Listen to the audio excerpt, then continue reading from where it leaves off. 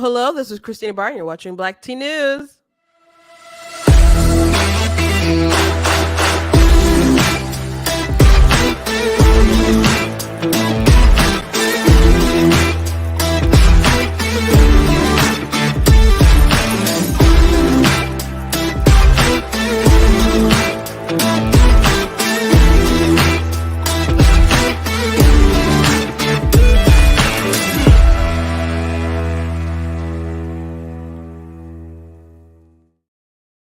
Hello, welcome to Black Tea News. I'm your host, Christina Barr, and today we're going to be looking at this interview with Dave Portnoy when he got wind of the media trying to write a hit piece on him, and he just called him and confronted him.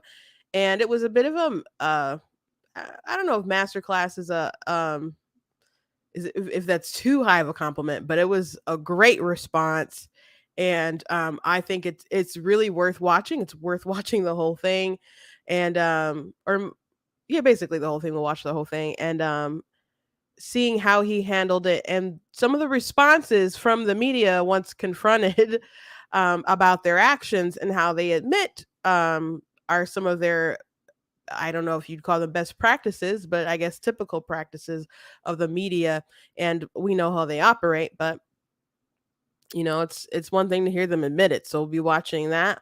Also, there's a bit of a happy ending if you remember Sam Brinton, who worked for the government and for the Biden administration and got caught stealing clothes. He go to the airport and he just like snag a bag from women and then just go around in their clothing. So there's one designer whose clothes that he's stolen. There's a bit of a happy ending there. So I wanted to report about it. And because we reported about it before and it was messed up that he stole her outfits that she designed. And so I'm glad that there's some good news on that front. Also, the Russell Brand story is getting, I mean, I guess I was going to say dark. I guess it's already dark. The allegations are dark. I don't know if they're true or not. But we talked a little bit yesterday about how YouTube was demonetizing him. And it turns out like the UK government is like putting some pressure on social media companies to actually go about demonetizing him. So that's really wild. That's really wild. And he hasn't been obviously convicted of any crime and not even charged yet. Like I think they're looking into some stuff, but to go to these companies like Rumble and TikTok and I would assume YouTube, but I know TikTok and Rumble to try to get them to not get this man money is pretty crazy. So before we jump into everything, I want to encourage you guys to go to blacktnews.com, check out different content on my website, different articles, different videos, etc. So also, if you like what I do here, you guys can go ahead and donate. There's a link in the description if you're watching on Facebook and YouTube, or you can just go to blacktnews.com/donate, cost stream, run my website, all that stuff. And there's different needs that we have here at Black Tea News. So if you can support in that way, I very much do appreciate it.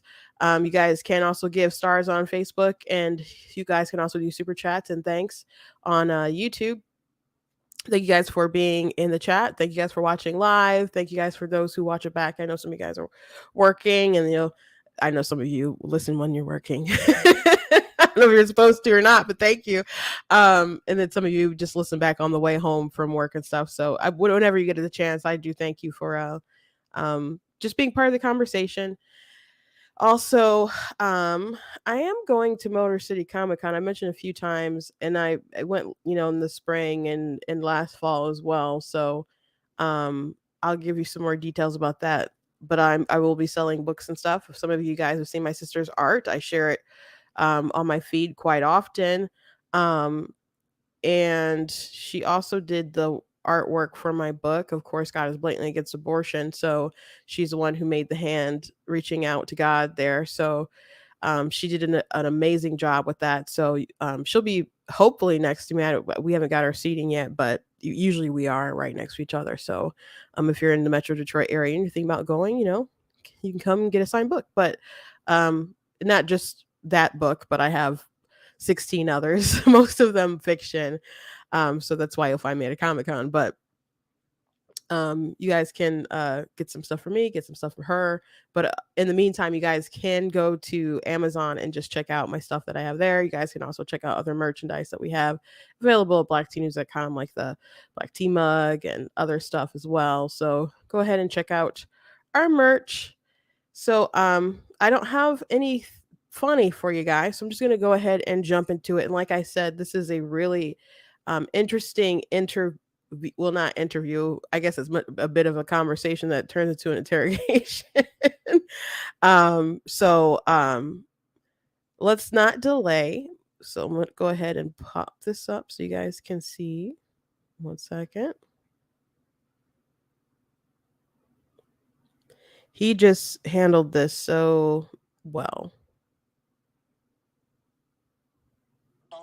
Hey, Emily, this is Dave Portnoy calling. I'm recording you right now, but I've noticed a bunch of people. It seems like you're sending. We have this pizza fest happening on Saturday, and you're reaching out to our advertisers, and you're basically sending an email that says, to the effect, Dave's a misogynist, racist. Do you want to defend yourselves advertising at this event, right?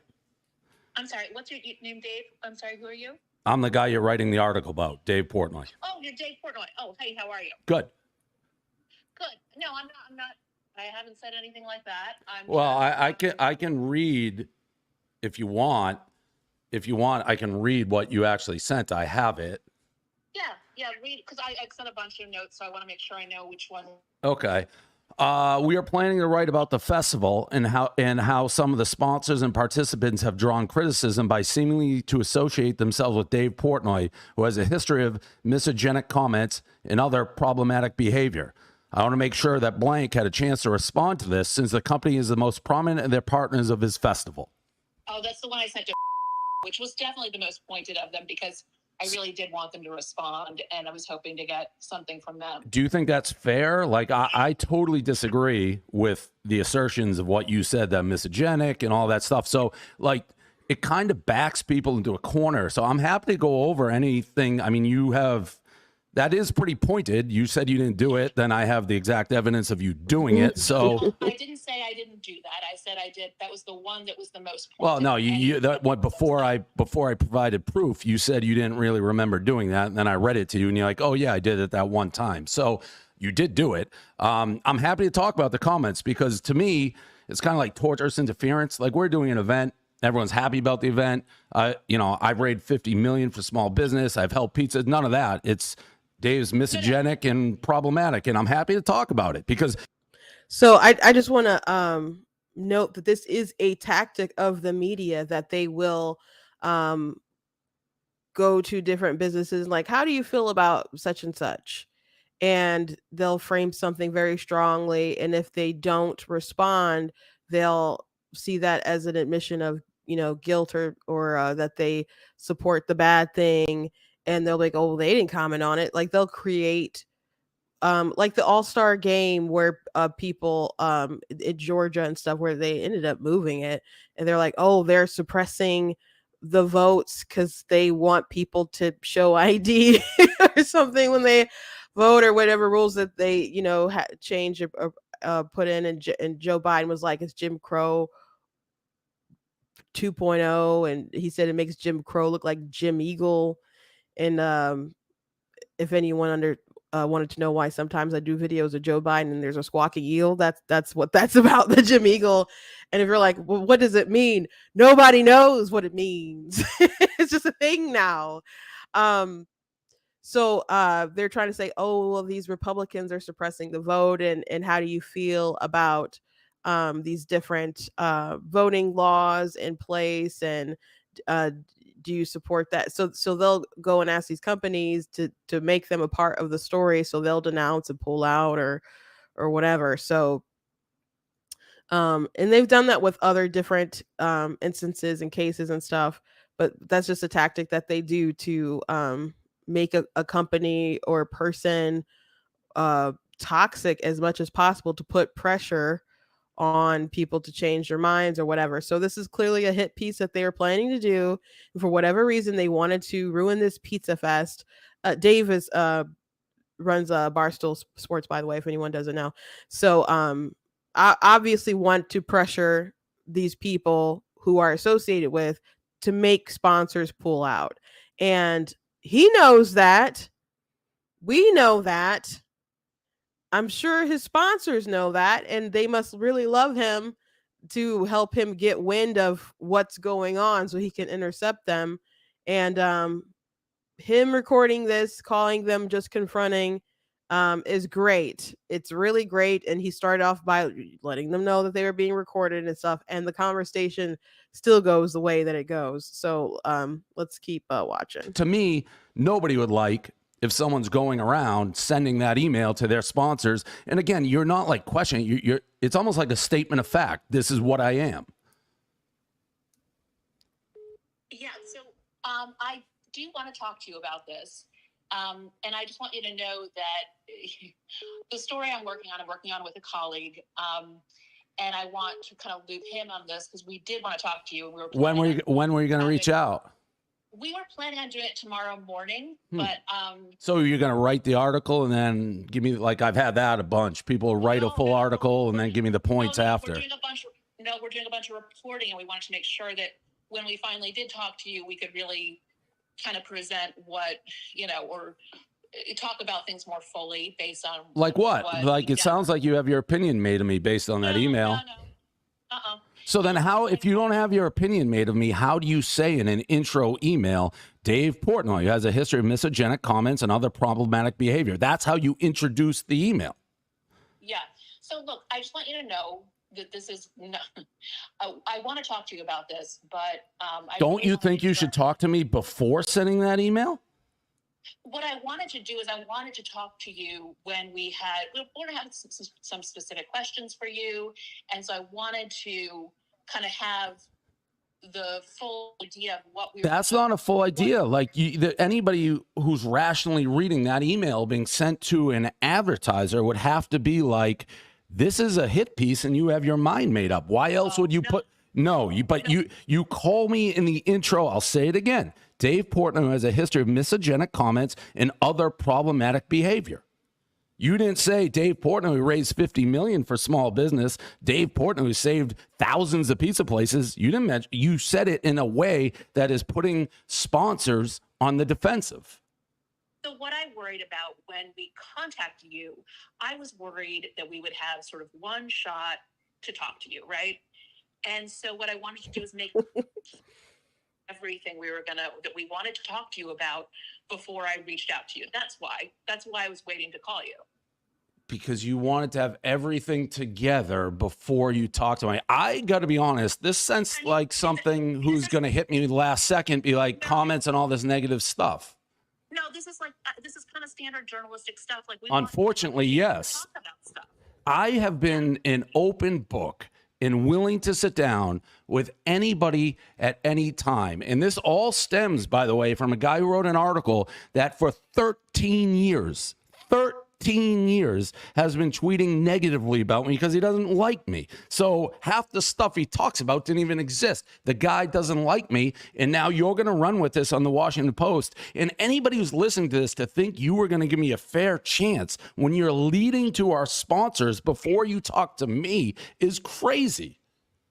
So it's obvious that she's going to do a hit piece, and I would assume that the article's like sponsors leery about or sponsors pull out or something, because they're framing this thing to obviously freak them out a bit. And she wasn't going to talk to him until later after they got everything together.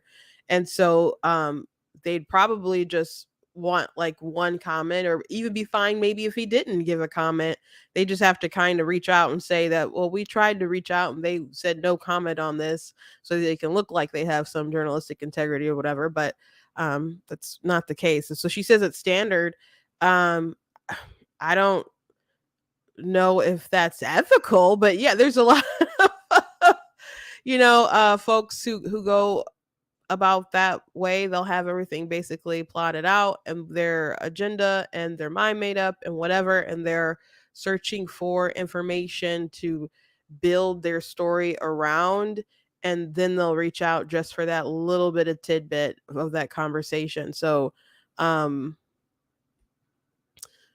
why talk to the sponsors and say all those awful things about him as a, if it's just, I don't know, general coverage about the event that he's doing? It's obvious he's not stupid. We're not stupid, and they don't need to play games with this man. Okay. Can we set up a time to talk tomorrow? Would that be okay? Like, I want to talk to you. I really do.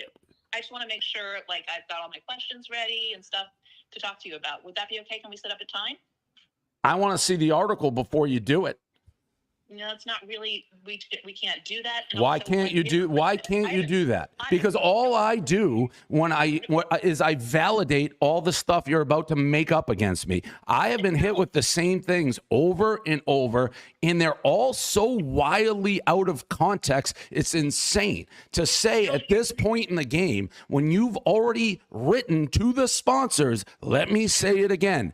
Dave Portnoy has a history of misogynist comments and other problematic behavior. I catch you off guard on a phone call, and now you're like, no, we planned on talking to you tomorrow. Like the Washington Post, which is a wildly left-leaning publication, you have things you've said. You hate Trump, you hate Elon. Not that I'm those people. To think you're going to give me a fair shake. I wasn't born yesterday. I mean, I wanted to talk to you, and as part of my reporting, like, we haven't written this story. We won't have written it by the time we talk to you. Like, this is talking to you, I would hope, is going to be a big part of our reporting and a big part of the story. So I'm really hoping I do that, but I want to give you a chance. If we're going to, anything specific we're going to include in the story, but I just don't have it all in front of me because I'm working with another reporter, and I want to make sure that we have as full a conversation as we can. What was the thesis of this article you're writing? I don't work with theses. I'm just reporting. It's just, you're an interesting guy. You have an interesting role in this industry, and we just want to look at it. That's all. It seemed like you were going to try to shame sponsors for being associated with me and put them in a box when I know they all love me, but nobody wants the Washington Post writing an article, sponsor associated with misogynic, racist piece of shit. Nobody wants that. That's what you're trying to do. And even on this call, it's pretty clear that's what you were trying to do. You don't have the facts for me. What I might have said on this call that would give you that impression. All I've said on this call. Well, we started the call. We started the call with you saying you never said anything negative, and then I read back an email like, "Oh, I did on that one." I said that I sent a number of emails. And that one was the most pointed because I was really trying to press them to respond. But I really, in what I've been asking people about, I'm just asking people what they're doing. I'm just asking people about, how they came to participate and how they view it. That's but you could have just as easily said, what's your involvement? Are you proud to be involved with somebody who has done so much for the pizza and service industry, right? That could have been an email. Can we set up a time tomorrow to talk? I mean, really, I want to get into all of it. Well, I don't know if I trust you yet. So I'd want more. I want to see everything that you've been asking these people. Like, again, I don't think there's generally why I don't do this at the last minute is because if you really wanted to get my perspective, it wouldn't be me calling you. You would have already reached out to me in a fair manner. Hey, sorry about that. I got it like a call that came in the middle of it. Oh, no worries. Okay. No, I was just saying, I was going to call you. I really wanted to talk to you. I want to have a really full conversation. That's why. So what time? I'm more than willing to have an open conversation about anything if the article is not written. I'm afraid with what I'm seeing already here, all it does is it validates a hit piece. I swear, I have not written the story, believe me. Have you made your mind up about me? We're in the reporting phase. I can't. Not for me to say, and I'm working with somebody else. But that seems like a pretty straightforward question. That have you made your mind up about me? If you can't answer that, no. I can say I have not made my mind up about you. Then why would you include that in the email to sponsors? Because I was hoping for a dialogue with them.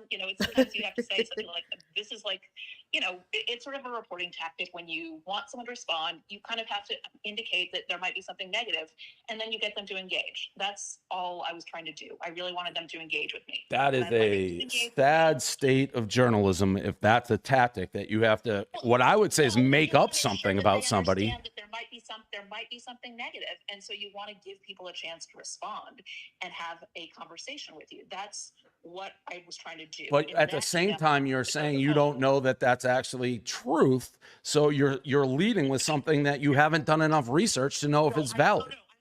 I'm saying there might be a fuller picture, and that's what I want to talk to you about. And I want to set up a time tomorrow morning, maybe like 10. Are you free at 10?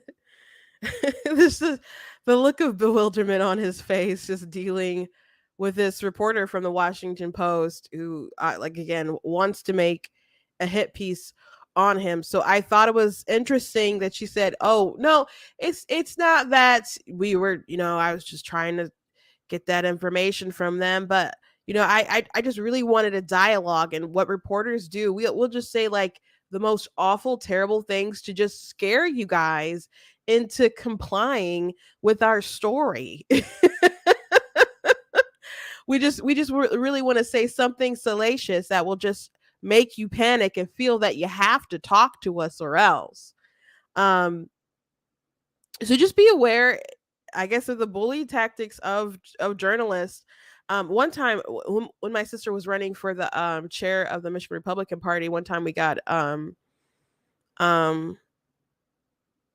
a call. Well, it was an email from I can't remember which paper was, but I assume it was just like a big one, but a local one, about the John Corey, who was running with my sister as the co-chair, and they wanted to know about some kind of like weed dispensary or something like that, and or something that John had supposedly invested in. And we were like, oh my gosh. And they're like, we called John right away, and they're just like, that's not me, that's another John. That's another guy with the same name, but that's not me. So we called the reporter, and that was the end of that. But just it was kind of more accusation than asking question, it seemed like at the time.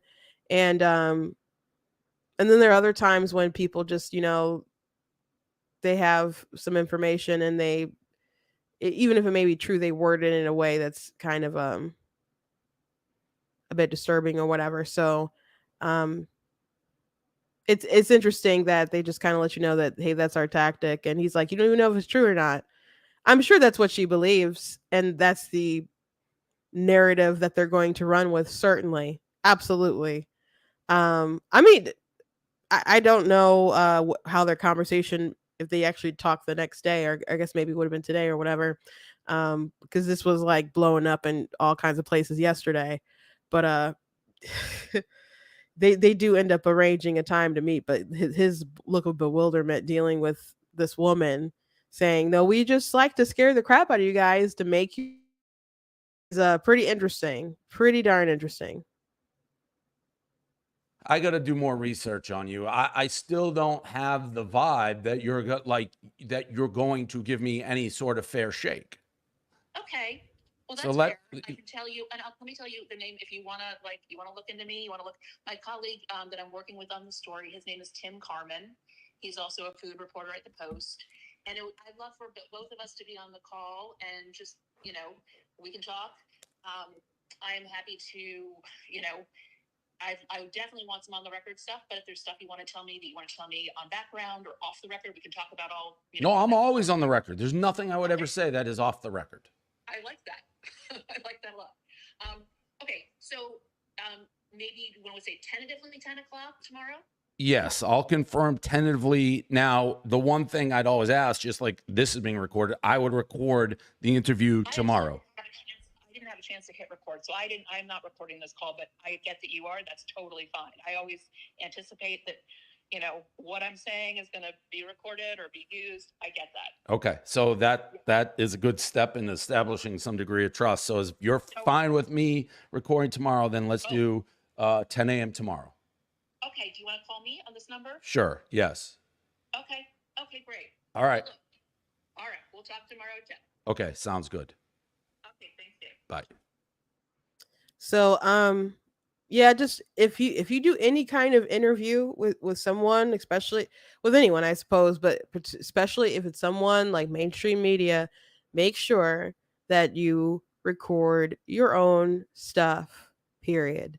Make sure you're being recorded, whether you can do a video record thing or that you have like your phone just recording something in your pocket, so you at least have audio. Make sure that you have some kind of protection against the media because you don't know how they might come and edit something or leave something out. Like I've heard of, you know, different reporting that people have done that I mean I've seen just how media slander can go any kind of way. It if they have a narrative and they really just want to destroy people. So I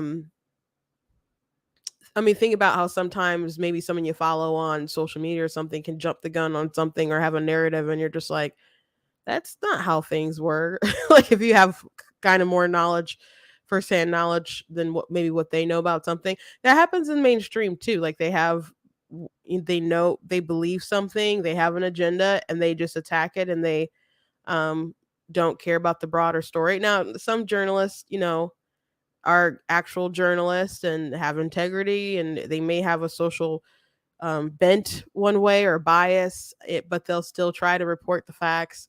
But Washington Post has they might have a good article here and there, but they got some wackadoodles at there for sure. But yeah, totally hit piece. He handled that great. Again, make sure that you record.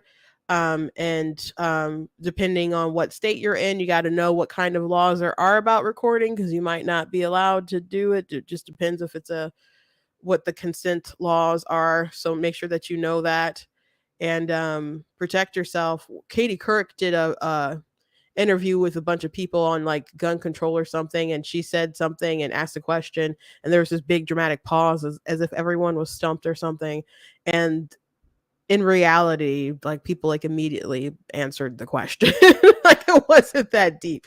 So people definitely, when you have an interview, when I first got into like politics, like running and stuff, someone the chair of the Oakland County GOP gave me a book about the media, and one thing that was really important is that when you have an interview or something, and this wasn't like a typical interview, but just want to let you guys know, when you have an interview with someone, you have an agenda and they have an agenda, and they're going to try to push you to get what they want out of it, and you have to find a way to overcome whatever they're saying to find a way to get your message out, because you might be interviewed by someone who is, you know, who doesn't support what you're doing, is out to get you, trying to make you look like a fool or whatever. You have to vet what's good for you to even take as far as interviews go. But sometimes you need interviews because you need people to, especially in politics, because you need to raise your ID and people need to know you if they're going to consider voting for you.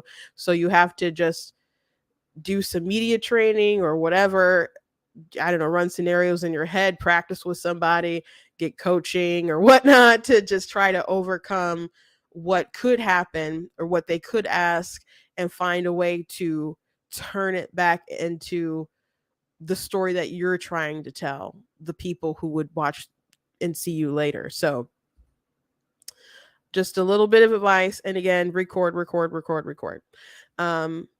Next thing I want to talk about is Russell Brand. And again, we touched on this before. He's been accused of some serious sexual allegations, including criminal ones. And I've already said I have no idea if this is true. Um, I can appreciate the things that Russell stands for now and his conversations and how he's put his life in order and all those things. However, I can't vouch for the man that he was, and I didn't like the man that he was, and he would tell you that he was, promiscuous, but he says all of the stuff that he did was consensual. And I don't know if I can or can't believe that. I just think you know, has a presumption of innocence, and some things are worth investigating. So you just kind of leave it at that and see where it goes. There's some people who are quick to just defend him and dismiss everything, and there's people who hate him who are just like, oh my gosh, he's terrible. Let's bring him down. Um, but I I don't know which side is right. You just got to kind of wait for more facts to evolve. But in the meantime, YouTube did decide to demonetize him. There was a report yesterday went through that he gets maybe at least about 4,000 um, pounds, I guess, from a video, and so he's making a lot of money, and so he's on Twitter and also like Rumble as well. And so people were really questioning, like, he hasn't been charged and he certainly hasn't been convicted, yet YouTube went ahead and demonetized him. Well, turns out that the UK government, I guess, is going to social media platforms and requesting that he be demonetized, or is asking questions about his monetization. So that's concerning. And so there was, a letter that was sent out to to TikTok, and also one to Rumble. And so I'm assuming that YouTube probably got a similar letter, and YouTube was probably just like, yeah, we don't want that smoke. They're pretty compliant. When governments come a knocking, they were very, very accommodating to the government when it came to like COVID and all kinds of different stuff. So I think it's a safe bet that YouTube probably got one, and they're probably like, yeah, let's just go ahead and cut him off.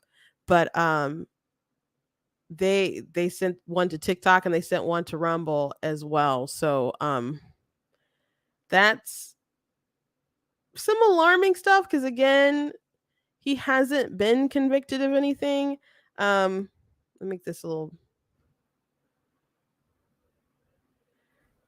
So in the while we recognize that TikTok is not the creator of the content published by Mr. Brand, and his content may be within the community guidelines set out by the platform, we are concerned that he may be able to profit from his content on the platform.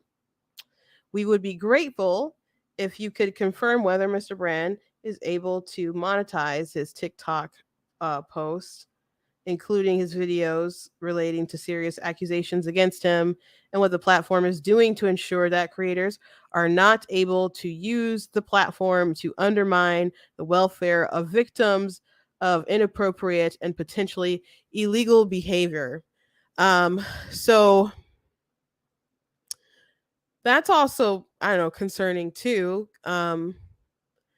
Not just, I guess, from them obviously not wanting to cut Russell's income down over not crime things that he's been charged for yet, or convicted yet either.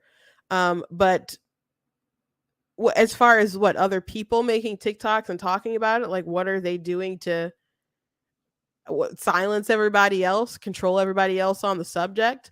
I don't think it's good for people to undermine victims and other things like that. But people take sides, people jump to conclusions, people say things. I mean, it's just kind of the um, you know, things about free speech and people expressing their opinions. So what is the alternative for no one to be able to say anything? Or if everyone just condemned him, I would assume that would be fine, because that appears to be the goal. So that's probably fine. But if people stand up for him and try to debunk stuff, or if people spread things that are even misinformation, like, are they just gonna what's the goal? Do they want them deplatformed? Do they want them demonetized and kicked off these platforms? Is that what the end goal here is? Because that seems kind of nutty. I'm just gonna be honest with you guys. It's getting real dark. getting real dark if that's what people are expecting. So they also sent one to Rumble, and the CEO wasn't having it. So he wrote to them and was like, no, we're not doing that.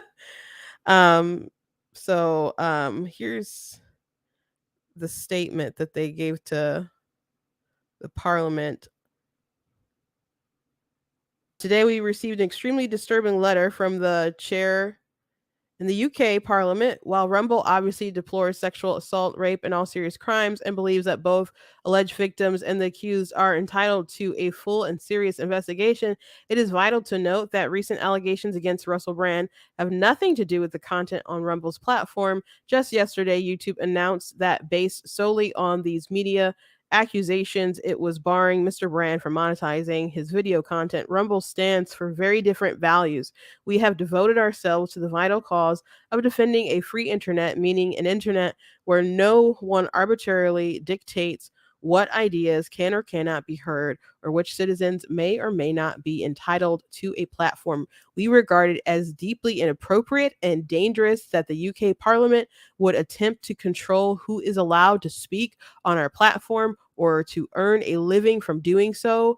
Singling out an individual and demanding his ban is even more disturbing, given the absence of any connection between the allegations and his content on Rumble. We don't agree with the behavior of many Rumble creators, but we refuse to penalize them for actions that have nothing to do with our platform. Although it may be politically and socially easier for Rumble to join a cancel culture mob, doing so would be a violation of our company's values and mission. We emphatically reject the UK Parliament's demands. So, again, this is weird, guys.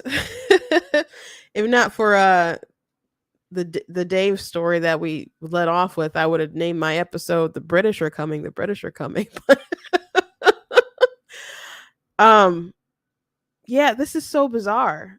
We don't want to get to a point in society where basically you can be accused of something and your life just be utterly destroyed, and that happens to some degree anyway when there's such serious allegations like this. And again, I don't know if he did or didn't do them.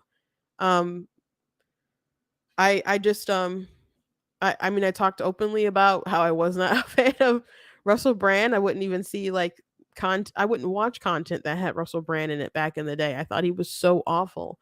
And if I heard he was in a movie or something, I'm like, I'm not seeing that movie. Russell Brand's in it. Um but I see that he's had a big shift. He's had a big change, and I appreciate that. And he says that he was promiscuous, but he was always consensual. Um but I don't know, people aren't always honest. So I don't know. And I'm just trying to be honest about that. I don't know.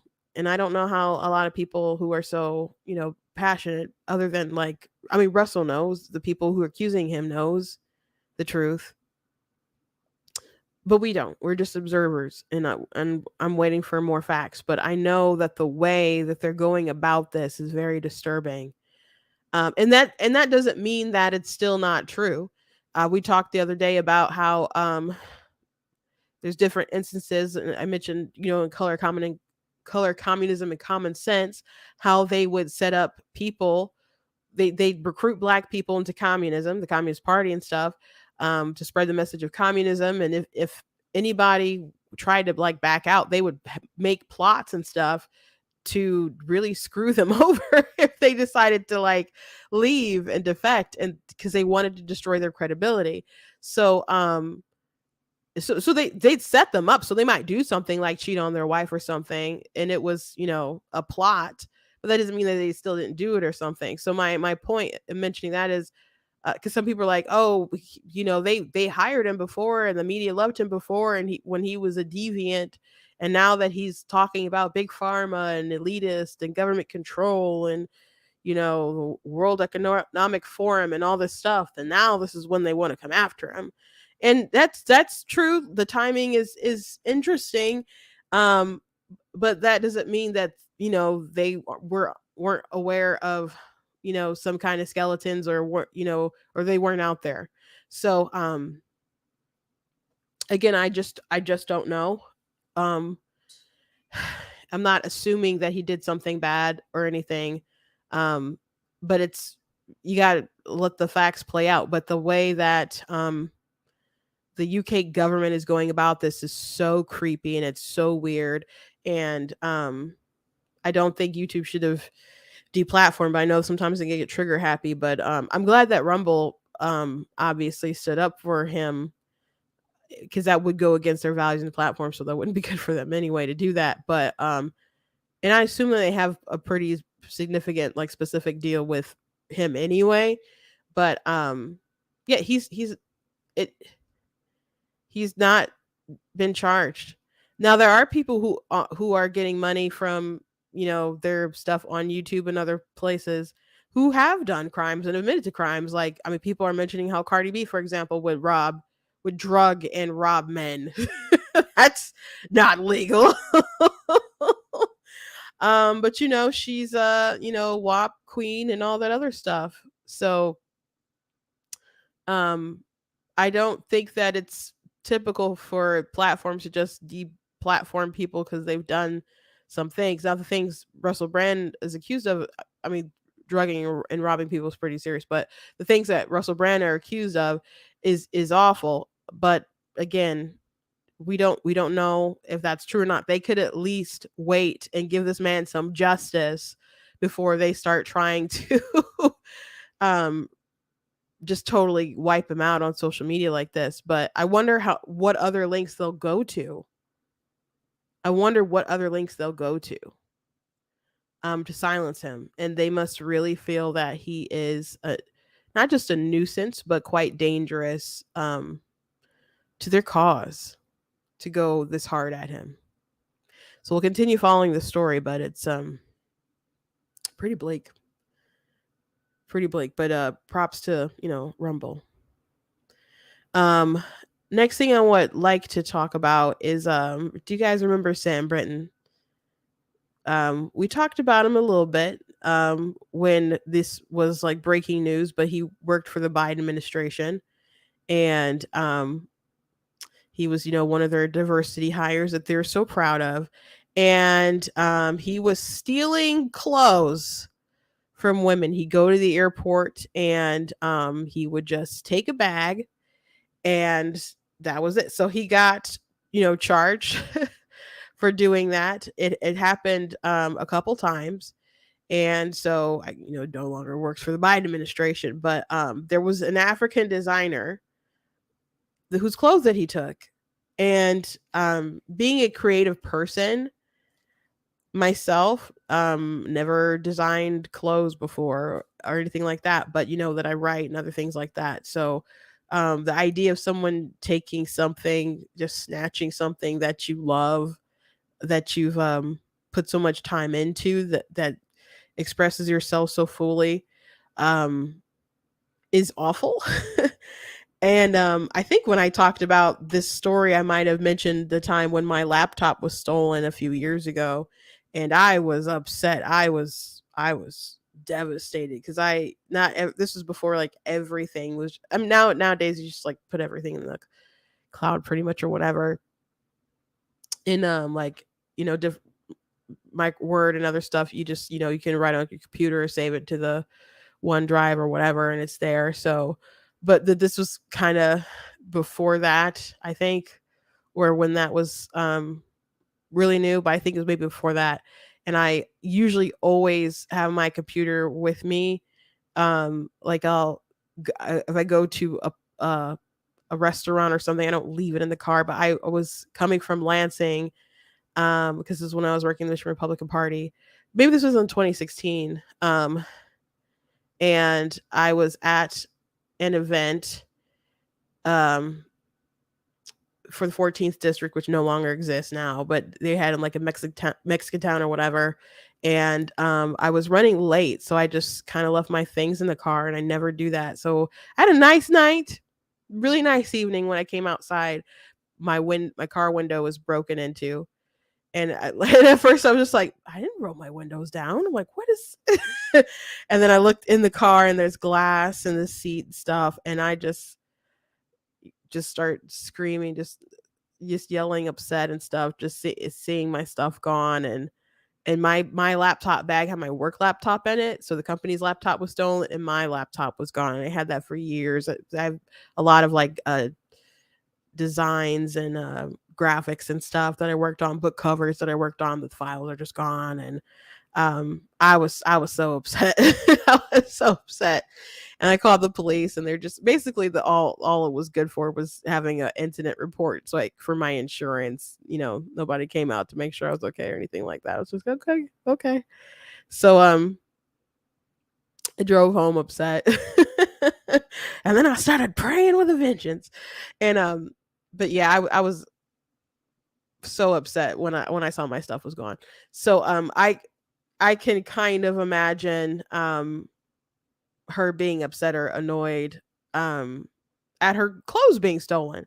So I'm very glad that when they decided to go to his house, they were able to find the outfits in his home, and they were able to return it to her. So I remember when these photos first started popping up, people were like, "Oh, that's not the same dress," or "Oh, it's, the flowers on the wrong side." And it's just like, "No, it's not. Like, it's clearly the same thing. He's just a man wearing it. It looks a little different on him." But I'm you know, clearly the same stuff. Clearly the same stuff. Out of all the things to steal, you find a bag with some designer clothes in it. So so glad that they were able to return that stuff. So I just wanted to update you guys on that little bit of a happy ending on that story. So I was glad to see it. Um Last thing I just want to leave you guys with today. There's some sometimes I see comments on different topics about the transgender ideology, and but lately, like the abortion topic, and people who are supposed to be on the right, or I don't know if they're libertarian or whatever, and some people have claimed to be conservative, some people have claimed to be Republican, and they're just kind of like, just let the liberals and the Democrats I don't know, kill their own kids. Just let them trans their own kids, sterilize their own kids. What does it matter? There'll be less of them. And I gotta say, obviously, I find that to be a bit evil. No exaggeration on the evil. That's immoral. Absolutely an immoral position to have. And I question how conservative you can actually be. What the heck do you think you're conserving? Um, I don't think you're much of a Republican just because you want low taxes. Look, if Republicans aren't the party of abolition anymore, I just don't want to be one, I guess. But so this idea that, and they're like, I don't know, they treat them like they're enemies, therefore it's good if they just get rid of it themselves. Um that is exactly what Margaret Sanger talked about.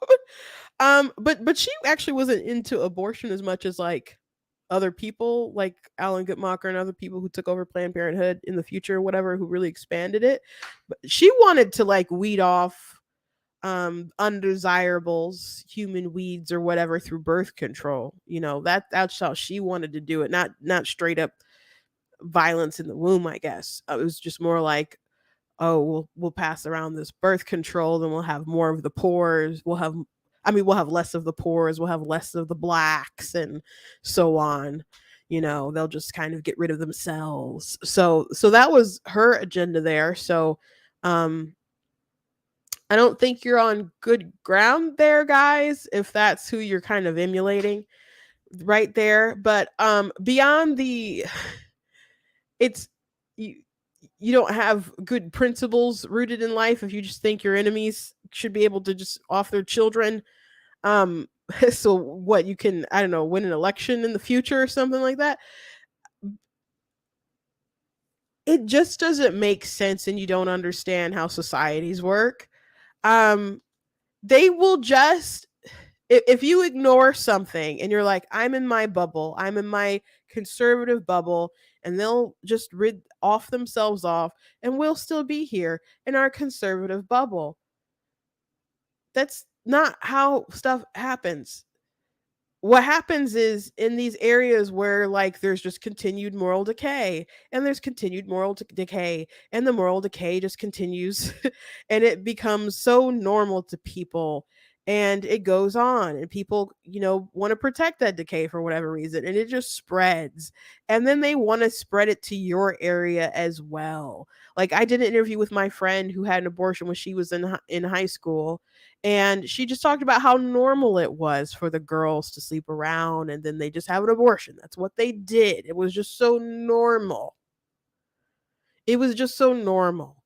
And these people who are so accustomed to it, and it's so normal to them, and you're like, well, it's different for me in my conservative household. Then you send your kid to college, and next thing you know, she's marching with those folks and then aborting your grandchild. Like, you could say, well, I'll just never send them to college.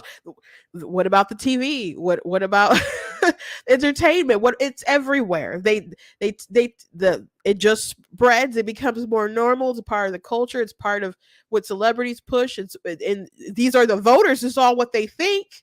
So then the politicians want to, go along with what everyone else says because they want their votes. And then you have all these people on that side, and you're still over here as a conservative. And then you're like, well, gosh, we can't win unless we compromise. So all of a sudden, you think you're in your bubble.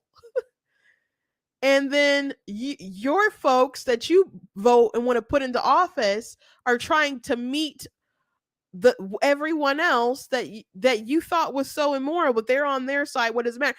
They're just not going to just kill themselves off or something. That's just not going to happen.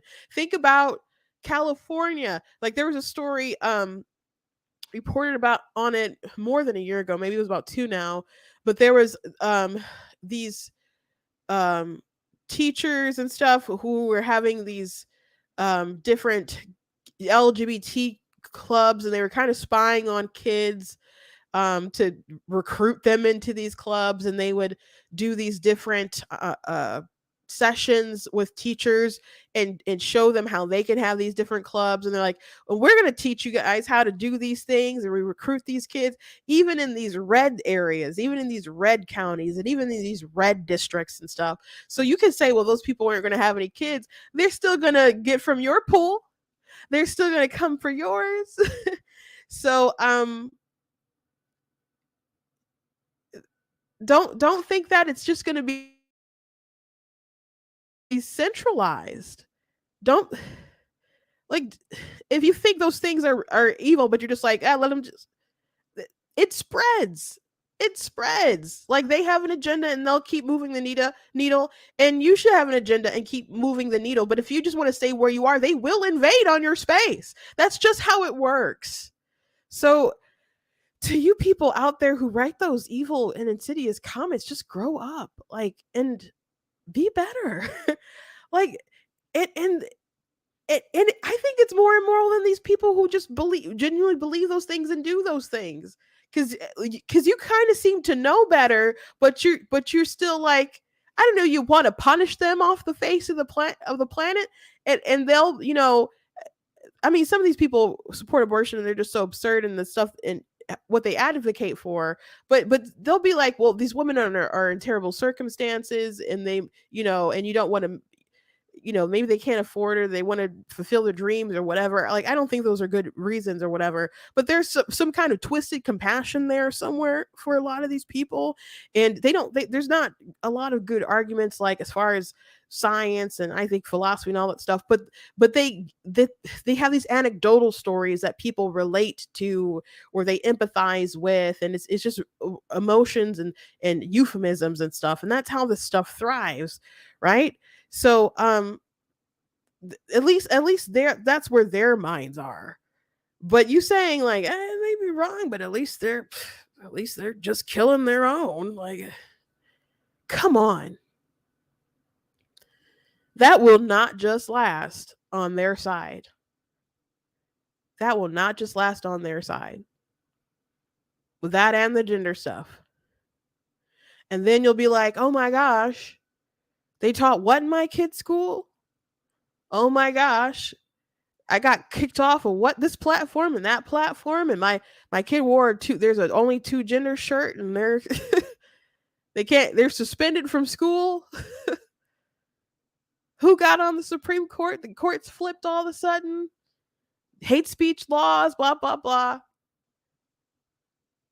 They'll you have to fight for your principles, and you have to fight to change hearts and minds, and change the culture, and that will begin to change everything else around you. But if you just want to shrug your shoulders and be like, whatever, you'll just wake up and your country will be gone. So again, just think about this a little more deeply. Like, one, your position is immoral, and two, it's just stupid. It's really just stupid. It's going to come back around. It's going to come back around. Don't you think that there was a very, very viral video on TikTok of a girl who her family is Republicans, but she was upset about the abortion laws and stuff. And so she did a video. She's like, Whitmer, we want to fight with you. And they wanted to fight other like Republican, like family girls, and support Whitmer and stuff. I tried to reach out to her because I wanted to debate her and stuff, but it did end up panning out. And of course, you guys know how Prop 3 went in Michigan. But if you can't and you won't defend your values too, and your kid, you're raising your kids or whatever, and they see you like, yeah, they can kill. That's great. Why do you think like people won't go over to the other side? Because even though they have some things that we think are just vile, they have some kind of twisted, I don't know, sense where they think their stuff is moral. It's coming from the right place in the heart or whatever. And they'll just think you're cruel. And I think you're cruel if that's the way that you think. So again, grow up, do better, and look into the mirror and at least think about what you type, man. And it's not just one thing that I've seen or one statement that I've seen, two or a couple. I've seen this comment over and over again in my, when I do post on, YouTube or sometimes Twitter and stuff. And Tim Pool has said things like, "Oh, they're just, at least they're sterilizing themselves or something." And I don't know how much Tim Pool is kind of joking around with that, or how serious he is about it. But someone said something to Michael Knowles, and he tweeted out or retweeted them, and just talked about how it was an evil position that they were sharing. So just think, guys, just think. The demoralization of the nation, man. That's, if you're going to reach a point of no return. Maybe we're already at the point of no return, and that's why you think like that. Anyway, thank you guys for joining me today. I hope you guys enjoyed the show. Please go to blacktnews.com, check out different content on my website, different articles, different videos, etc. If you like what I do here, please consider leaving a donation at blacktnews.com. It costs a stream around my website, all that stuff. So if you can support, I thank you. You guys, can just go to a link that's right in the description if you're watching on Facebook and YouTube. Thank you guys for being in the chat. I think all my comments are from YouTube today. So thank you guys for watching and commented and being here. Thank you to those who watch it back. All that does really help. I wonder if YouTube will monetize this episode, but I click the button, but sometimes I look at it back later. They're like, no. So we'll see. We'll see. Um, Also, please check out my different books on Amazon. I did mention my book, of course, Guys Blatantly Against Abortion, and that's available on Amazon and Barnes and Noble. But I have lots of more books than that. I have 17 altogether. This is a book of me with 15 of them, but I write children's books and like middle grade chapter books, and also young adult, new adult stuff. So I got all kinds of stuff that I have written that you guys can check out and see. So, like, this is my mermaid book. So go check it out. Go read it. Just find me on Amazon. You can follow me on Amazon. Christina L. Bar. This is Christina with a CH and Bar with 2 R's. So, like, no relation to the former attorney general or the comedian. At least not that I'm aware of. So, thank you guys for watching, and I will catch you tomorrow. Oh my gosh. No, before I let you go, I found out today. I don't know if this will be a whole story tomorrow. Maybe we'll watch the interview together. But Vivek, he's trying to end like birthright citizenship. And I think like Trump had said something before, and people have dabbled in it and thought about it and make arguments for it, whatever.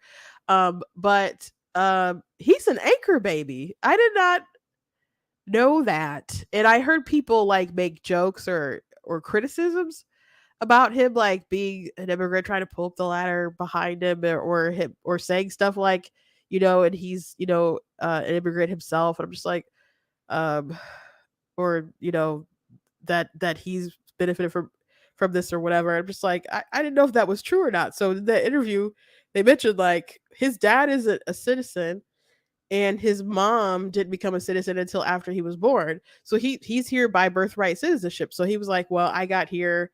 I have birthright citizenship, just like you got birthright citizenship. And he was talking to Dasha Burns, but she's an immigrant too. So I don't know if she's had birthright citizenship or not. But or if she, got her citizenship, applying, et cetera, blah blah blah. So and he's like, well, I think it's consistent because because he said his mom came here legally. So he said he thought his position was consistent. But I'm like, okay, but so if a pregnant woman from Mexico comes, and instead of just crossing the border through a not legal port of entry, and she just went through like a legal port of entry and was like, I'm a refugee, is that still fine? For all these people who are allegedly, refugee status and stuff, and their babies are born, would they still get birthright citizenship? So I'm not saying that just because you benefit from something and you want to switch up the game or whatever, or whether it's consistent or hypocritical or whatever, that you can't have a better policy. That's not what I'm just bringing up. But there's quite a few things that he's advocating for that he just doesn't seem to be the best advocate for. So I thought it was so wild. It was so wild to me. So I just had to share really quick before I let you go. But maybe we'll talk about it tomorrow. A bit, but we'll talk about other things for sure. God bless you guys, and I'll